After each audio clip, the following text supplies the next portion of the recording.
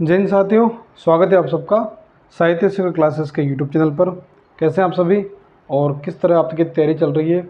आशा करता हूँ आप सबकी तैयारी अच्छी चल रही होगी और आप साहित्य शिखर क्लास के साथ पूरे मन के साथ, पूरे जोश उत्साह के साथ तैयारी कर रहे होंगे, क्योंकि इस बार आपको जो है राजपत्रित अधिकारी बनना है। आपके स्टेट की अगर कोई और परीक्षा की तैयारी करें तो वो आपका जो ड्रीम है वो आपको कंप्लीट करना है और वरिष्ठ अध्यापक बनना है। इस बार आपको जो अपना सपना पूरा करना है। और जो इस आपकी जो इस यात्रा है शून्य से शिखर की यात्रा में मैं आपके साथ हूँ और जितना हो सकता है उतना मैं बेहतर करने की कोशिश कर रहा हूँ। आपकी कोई भी प्रॉब्लम्स हो, कोई भी बात हो तो आप कमेंट जरूर करें। और आपका जो नैतिक कर्तव्य आपको पता ही, कमेंट लाइक शेयर करना, सब्सक्राइब करवाना, साथियों को जोड़ना, वो तो आपको पता ही है। वो भी आप अपनी भूमिका को जो है अच्छी तरह निभा सकते हैं, उस निभाएं। तो हम बात कर रहे थे, हम आदिकाल हमारा पूरी तरह कंप्लीट हो चुका है और हमने भक्ति काल स्टार्ट कर दिया है। और भक्ति काल के हम पिछले वीडियो में देख चुके हैं भक्ति काल का सामान्य परिचय और भक्ति काल जो भक्ति आंदोलन का उदय हुआ उसके संबंध में विभिन्न विद्वानों के कथन। जैसे कि आचार्य रामचंद्र शुक्ल का देख चुके हैं कि मुस्लिम आक्रमणों की प्रतिक्रिया स्वरूप भक्ति आंदोलन आया। आचार्य प्रसाद द्विवेदी ने कहा कि भारतीय चिंतनधारा का स्वाभाविक विकास है। और जॉर्ज ग्रेशन क्या कहता है कि भक्ति आंदोलन जो आया भारत में वो तो ईसाइयों की देन है, शहीद की देन है ना। डॉक्टर ताराचंद ने कहा कि भक्ति साहित्य इसकी अरबों की देन माना है। इस प्रकार विभिन्न विद्वानों ने भक्ति आंदोलन की उत्पत्ति किस तरह हुई उसके बारे में जो जो बातें कही थी, जो कथन कहे थे, उनके बारे में बात कर चुके हैं। आज की इस वीडियो में बात करेंगे भक्ति आंदोलन के संबंध में, उसका जो उद्भव हुआ जगह के संबंध, स्थान के संबंध में विभिन्न विद्वानों की क्या मत है, कौन सा विद्वान भक्ति आंदोलन की उत्पत्ति किस जगह से मानता है, और भक्ति काल के नामकरण संबंधी जो विभिन्न तथ्य हैं, विभिन्न विद्वानों ने भक्ति काल को जो नाम दिया उसके बारे में इस क्लास में बात करेंगे। तो चलिए शुरू करते हैं आज क्लास को। तो हमारे चल रहे हैं भक्ति काल। भक्ति काल चल रहा है और भक्ति काल में हम सामान्य परिचय और किस प्रकार भक्ति आंदोलन की उत्पत्ति उसके बारे में बात कर चुके हैं। आज बात करेंगे भक्ति आंदोलन के उद्गम के संबंध में कुछ विद्वानों के मत, उनके बारे में। तो भक्ति आंदोलन के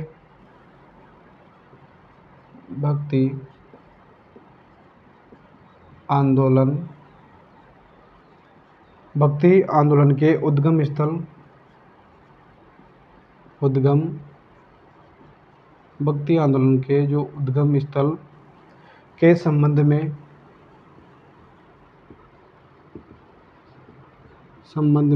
कुछ विद्वानों के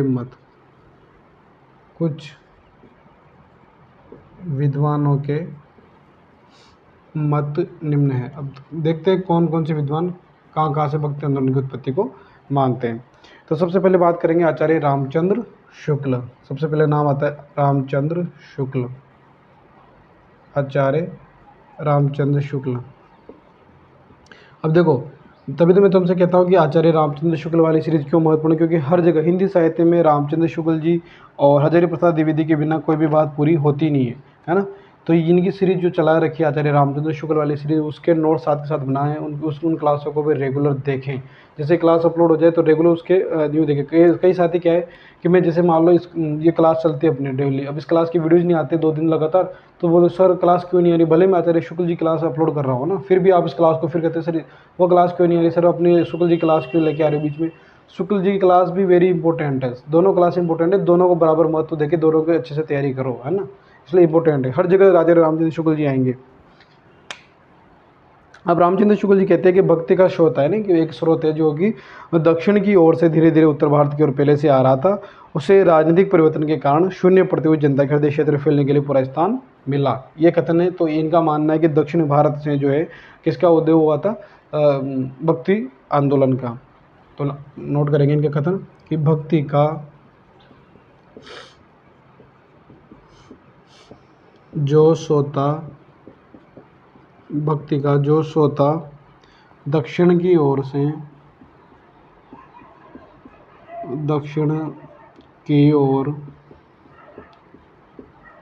भक्ति का जो सोता दक्षिण की ओर से धीरे धीरे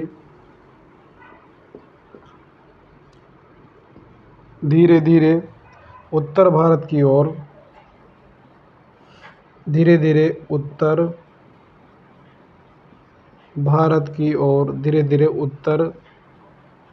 की ओर पहले से ही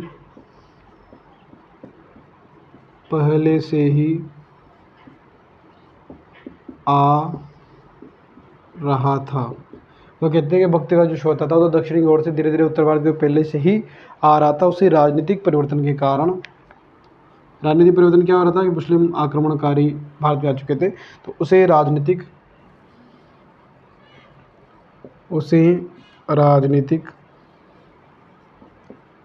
परिवर्तन के कारण, उसे राजनीतिक परिवर्तन के कारण सुनने पड़ते हुए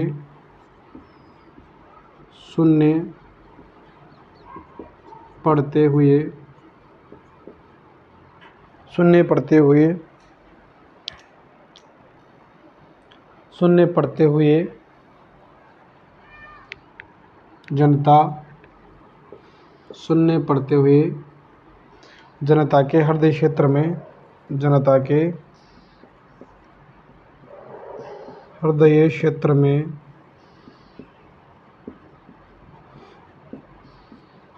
में फैलने के लिए पूरा स्थान मिला। ठीक है, पूरा स्थान मिला। तो भक्ति का जो शोध था दक्षिण की ओर से धीरे धीरे उत्तर भारत की ओर पहले से आ रहा था। उसे राजनीतिक परिवर्तन के कारण शून्य पड़ते हुए जनता के हृदय क्षेत्र में फैलने के लिए पूरा स्थान मिला। अब बात करें तो इनके कहने का मतलब है कि रामचंद्र शुक्ल जी मानते हैं कि भारत में जो भक्ति आंदोलन की शुरुआत हुई है दक्षिण भारत से हुई थी। 71 में ये बात नोट कर लेंगे कि भारत में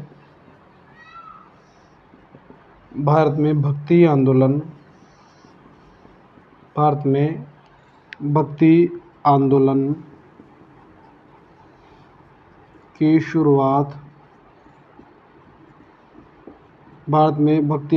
शुरुआत दक्षिण भारत से हुई थी। दक्षिण भारत से हुई थी, यहाँ तक नोट कर लेंगे। तो भक्ति आंदोलन का जो उद्गम स्थल उसके संबंध में विभिन्न विद्वानों के मत देख रहे हैं। तो उसमें सबसे पहले रामचंद्र शुक्ल जी जो बोलते हैं कि भक्ति का जो सोता दक्षिण की ओर से धीरे धीरे उत्तर भारत की ओर पहले से ही आ रहा था, उसे राजनीतिक परिवर्तन के कारण शून्य पड़ते हुए जनता के हृदय क्षेत्र में फैलने के लिए पूरा स्थान मिला। और भारत में भक्ति आंदोलन की शुरुआत कहाँ से हुई? दक्षिण भारत से हुई, आचार्य रामचंद्र शुक्ल जी के अनुसार। और यूँ भी माने तो सार्वभौमिक तथ्य ये कि भक्ति आंदोलन का उद्गम स्थल दक्षिण भारत को ही माना जाता है। साथ के साथ नोट्स बनाते हुए चलें, नोट्स बनाने की आदत डालें, खुद नोट्स बनाएं, किसी दूसरे के बने बनाए नोट्सों को ना लें। फिर भी खुद के बनाए नोट जो है ज़्यादा इफेक्टिव होते हैं। अगर जब तैयारी करनी है तो फिर मेहनत करनी ही पड़ेगी ना, सफलता चाहिए तो मेहनत करनी पड़ेगी, मेहनत का कोई विकल्प नहीं है। इसलिए शॉर्टकट रास्ता ना देखें, ठीक है ये कर लें, इससे नोट्स ले लें, उससे वो कर लें, फिर उसके बाद सफलता मिल जाएगी, ऐसी शॉर्टकट रास्ता ना देखें। ठीक है, लिख लिया होगा आप सबने यहाँ तक। तो आचार्य शुक्ल का कथन ये याद रखना है, भक्ति का शोध था कहाँ से? दक्षिण की ओर से, धीरे धीरे कहाँ आ रहा था? उत्तर भारत की ओर आ रहा था। और उसे राजनीतिक परिवर्तन के कारण शून्य पड़ते हुए जनता के हृदय क्षेत्र में फैलने के लिए पूरा स्थान मिला। राजनीतिक परिवर्तन क्या हो रहा था? मुस्लिम आक्रमणकारी आ रहे थे। भारत में भक्ति आंदोलन की शुरुआत कहाँ से होती है? दक्षिण भारत से हुई। चलते हैं आगे, कबीरदास जी के बारे में बात करते हैं। कबीरदास जी ने भी कहा है भक्ति आंदोलन के संबंध में, तो उनका एक जो कथन है उनके भी देखते हैं।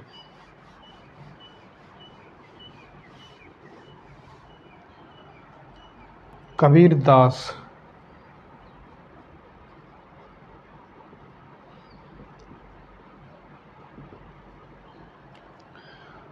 कहते हैं कि भक्ति द्राविड़ उपजे लाए रामानंद, प्रकट किया कबीर ने सात दीप नवखंड। तो भक्ति द्राविड़ उपजी, भक्ति कहाँ उपजी? द्रविड़ भारत में, और उत्तर भारत के कौन लेके आए थे? लाए रामानंद। तो इसे नोट करेंगे कि भक्ति द्राविड़े उपजे, द्राविड़े उपजे लाए रामानंद। लाइन भी याद रखनी, क्योंकि कई बार प्रश्न सीधा यहाँ से बन जाता है कि लाइन किसकी है, तो कबीरदास जी की। भक्ति द्राविड़ उपजे लाए रामानंद, कबीरदास की। प्रकट किया कबीर ने, प्रकट किया कबीर ने 7 द्वीप 9 खंड। ठीक है। तो भक्ति का जन्म कहाँ हुआ? भक्ति आंदोलन का जन्म हुआ द्राविड़ दक्षिण भारत में, और उत्तर भारत का कौन लेके आए थे? रामानंद लेके आए थे। तो भक्ति द्राविड़ उपजी लाए रामानंद, प्रकट किया कबीर ने 7 द्वीप 9 खंड। इसके बाद देखते हैं कि श्रीमद् भागवत में भी एक श्लोक आता है, उसे भी नोट कर लेंगे, जो कि भक्ति आंदोलन की उत्पत्ति के संबंध में कहता है। श्रीमद् भागवत में कि उत्पन्ना द्राविड़े शाहम वृद्धि कर्णाटके मता, क्वचितम महाराष्ट्र गुजरे जीर्णतम गता। उत्पन्ना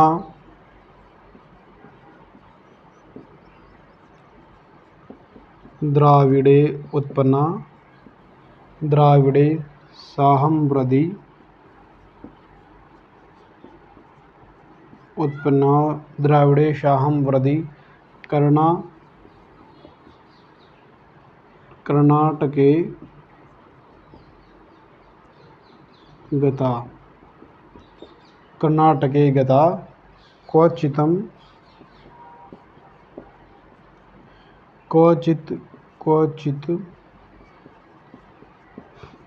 महाराष्ट्रे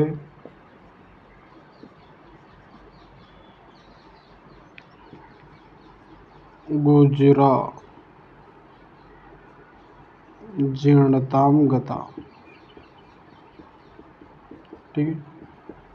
तो उत्पन्ना द्रविड़े शाम वृद्धि कर्णाटके गता, क्वचितम महाराष्ट्र गुजरा जीर्ण गता। दोनों श्लोकों को लिख लेंगे। तो कुल मिला के बात है कि भक्ति आंदोलन का जन्म हुआ है दक्षिण भारत से। कबीरदास जी बोलते हैं कि भक्ति द्राविड़ उपजी लाए रामानंद, प्रकट किया कबीर ने 7 द्वीप 9 खंड। और श्रीमद् भागवत में कि उत्पन्ना द्राविड़म श्याम वृद्धि कर्णाटके गता, क्वचित महाराष्ट्र गुजरा जीर्णम गता। दोनों श्लोक लिख लेंगे। और याद रखना है कि कुल मिला के सारांश के तौर पर बात करें तो भक्ति का उद्भव कहाँ हुआ है? दक्षिण भारत में हुआ है।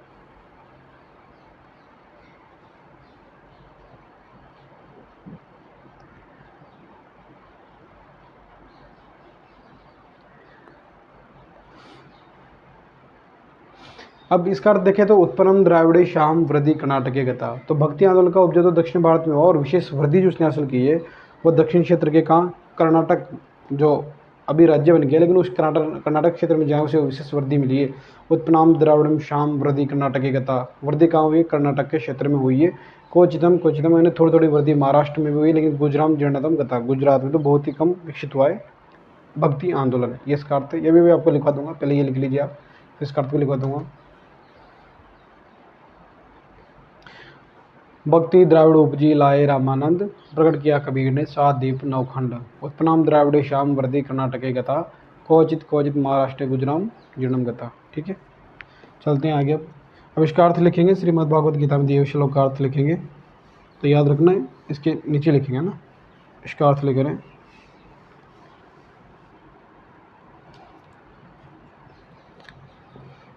श्लोक का अर्थ लिख रहे हैं ना,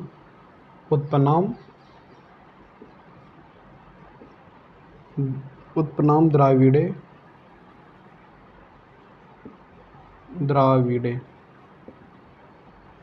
और जीर्णतम गता।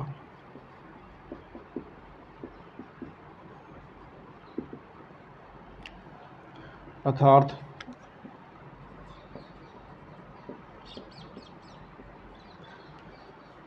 भक्ति आंदोलन या भक्ति साहित्य द्रविड़ क्षेत्र में उत्पन्न हुआ। भक्ति आंदोलन या भक्ति साहित्य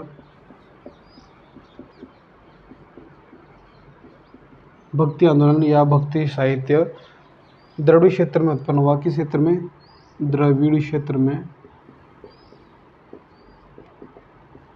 द्रविड़ क्षेत्र में उत्पन्न हुआ।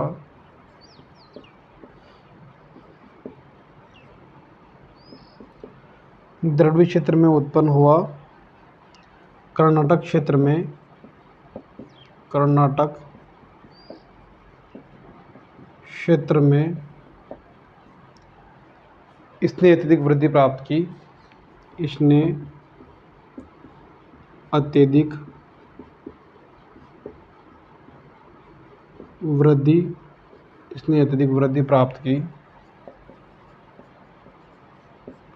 इसने अत्यधिक वृद्धि प्राप्त की। महाराष्ट्र क्षेत्र में भी यह कुछ वृद्धि प्राप्त कर सका, क्वचित नहीं कुछ। महाराष्ट्र क्षेत्र में भी यह कुछ वृद्धि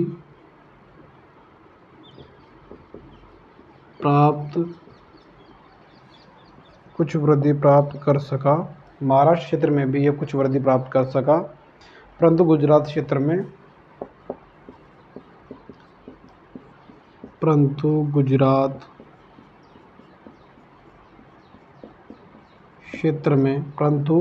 गुजरात क्षेत्र में यदि विकसित नहीं हो सका, परंतु गुजरात क्षेत्र में यह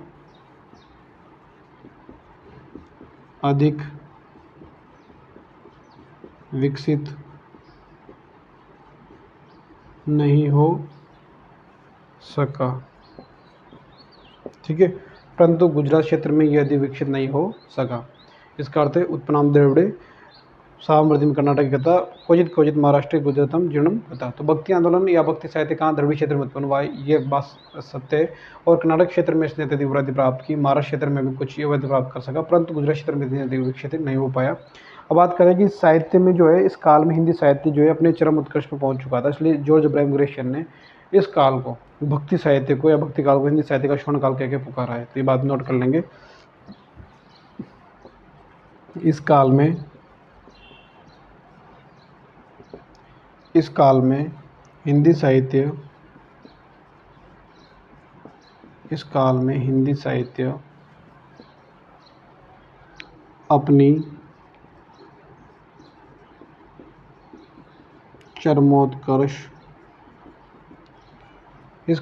साहित्य अपनी चरमोत्कर्ष उन्नति को प्राप्त हुआ था। चरमोत्कर्ष उन्नति को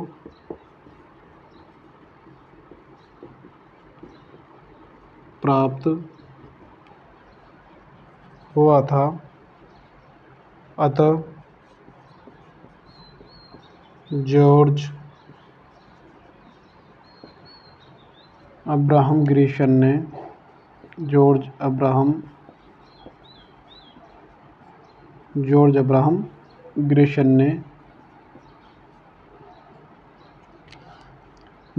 काल को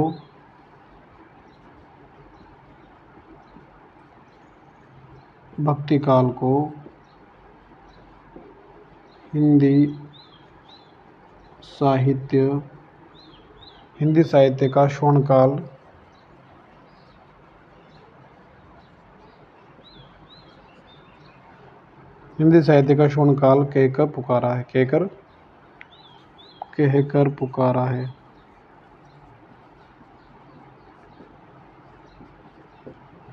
तो इस काल में हिंदी साहित्य जो है अपने चरम उत्कर्ष उन्नति को प्राप्त हुआ था। और तो इसलिए जॉर्ज अब्राहम ग्रेशियन ने भक्ति काल को क्या कहा, हिंदी साहित्य का स्वर्ण काल कह के पुकारा है ना। ये कथन नोट कर लेंगे, फिर चलते हैं आगे। तो ये बात याद रखनी कि भक्ति काल को हिंदी साहित्य का स्वर्ण काल किसने कहा है, तो भक्ति काल को हिंदी साहित्य का स्वर्ण काल कहने वाले हैं जॉर्ज अब्राहम ग्रेशियन ने भक्ति काल को हिंदी साहित्य का स्वर्ण काल कहा है।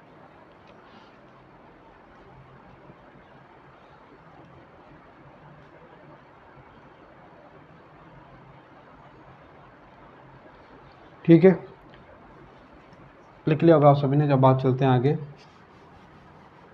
अब बात करते हैं भक्ति काल के नामकरण के संबंध में। विभिन्न विद्वानों ने भक्ति काल को अलग अलग नामों से पुकारा है। तो किस विद्वान ने भक्ति काल को क्या कहा है, लगभग 4-5 प्रमुख जो विद्वान हैं उनके नाम के बारे में बात करेंगे कि उन्होंने क्या नामकरण दिया है भक्ति काल को, उसके बारे में बात करते हैं।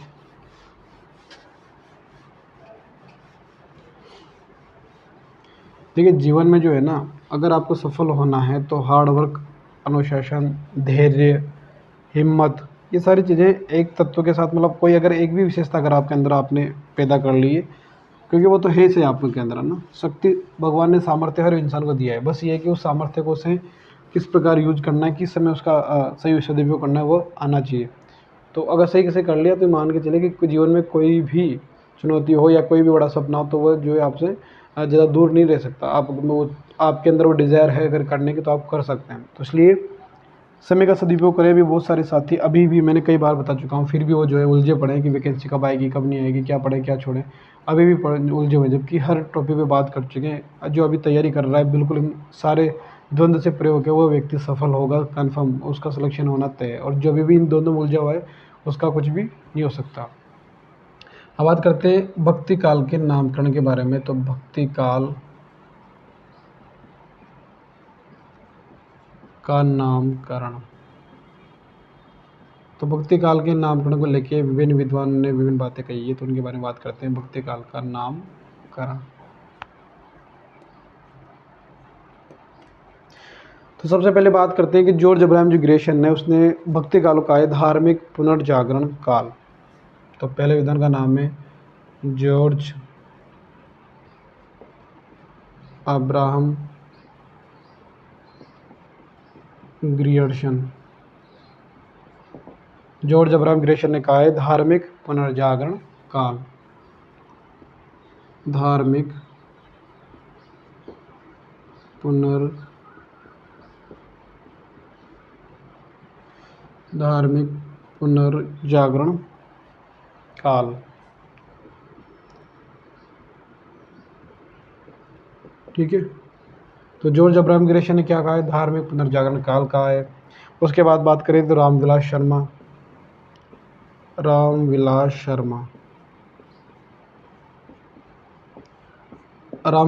ने कहा है लोक जागरण काल, लोक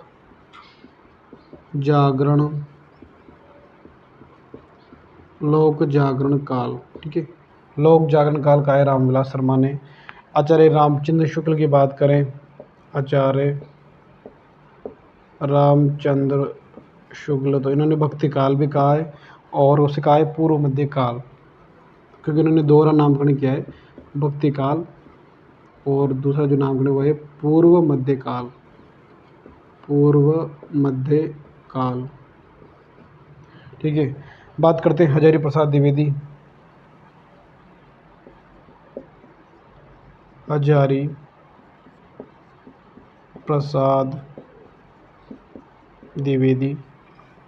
प्रसाद द्विवेदी ने कहा है लोक जागरण,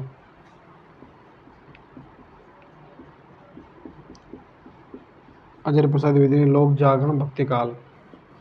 और बात करें प्रोफेसर मैनेजर पांडे,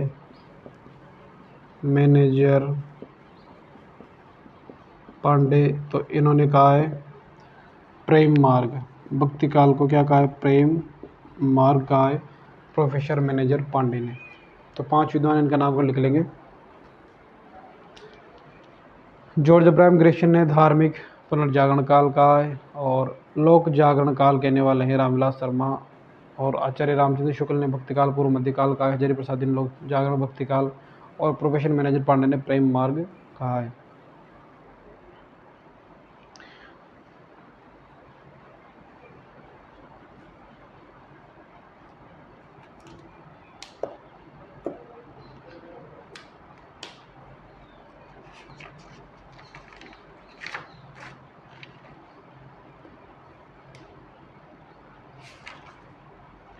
ठीक है, अगली क्लास में बात करेंगे भक्ति आंदोलन के प्रचार के लिए विभिन्न विद्वानों का योगदान क्या रहा और भक्ति काल की विशेषताओं के बारे में और भक्ति काल साहित्य का विभाजन के बारे में।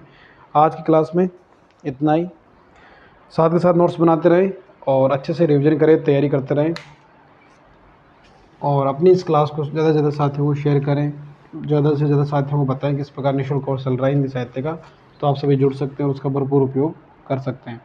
और कोई भी आपको डाउट हो, किसी तरह की आपको बातचीत करनी हो, तो आप साहित्य शिखर क्लासेस जो टेलीग्राम चैनल है, अगर टेलीग्राम में जाकर सर्च करेंगे साहित्य शिखर क्लासेस तो वो मिल जाएगा। और वहीं आपको जो है उमाशंकर पंचोली RS नाम से भी एक चैनल है, उसे भी आप ज्वाइन कर सकते हैं, क्योंकि उसमें बातचीत उमाशंकर पंचोली जो RS टेलीग्राम चैनल है उसमें भी हो पाएगी। साहित्य शिखर क्लासेस में आपको बात नहीं कर सकते, उसमें मैसेज का वो नहीं है ना, तो आप चैनल को ज्वाइन करें।